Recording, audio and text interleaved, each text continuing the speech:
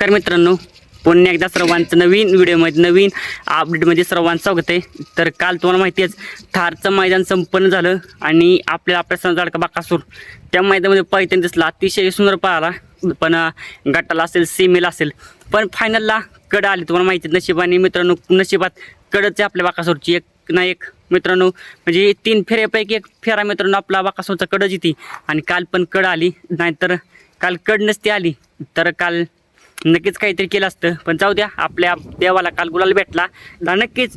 आता कोणत्या मैदानामध्ये पाहणार आपल्या सर्वांचा लाडका बाकासूर, ह्याची सर्वांना उत्सुकता असते, तर तीच आजच्या व्हिडिओमध्ये सांगणार आहे मित्रांनो।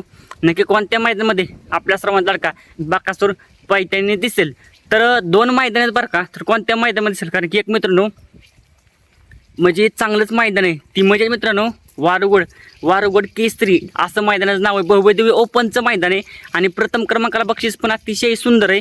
प्रथम क्रमांकाला बक्षीस आहे मित्रांनो 1 लाख रुपये, 71,000, 51,000, 21,000, 15,000, 10, 11,000 आणि 7,000 असे बक्षीस रुपये आणि क्वार्टर फायनलला पण मित्रांनो आहेत। तर मित्रांनो दिनांक शनिवार आणि 11/4/2000 रोजी म्हणजे 11 तारखेला हे संपन्न होणार आहे।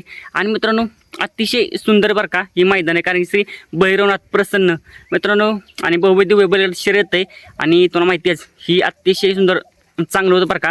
कारण की मित्रांनो ह्या मैदानामध्ये बाकासूर पाहणार का, तर तुम्ही तर मित्रांनो तुम्ही हे बघित असेल, तुम्हाला दिला आहे फोटो, तर तिथं प्रमुख आकर्षण म्हणून बाकासूर आणि मित्रांनो गर्णिकीचा राजा येणार आहे तिथं लिहिलं आहे। त्यामुळे मला वाटते ह्या वारुगड केसरी मैदानामध्ये आपल्या सर्वांचा लाडका बाकासूर आणि राजा नक्कीच दिसतील बरं का। तुम्ही थंबनेल बघितलं असेल आणि तुम्ही फोटो पण बघितला असेल की प्रमुख आकर्षण म्हणून बाकासूर आणि गर्णिकीचा राजा त्या लिहिले, त्यामुळे नक्कीच ह्या मैदानामध्ये आपल्याला पैठण दिसेल।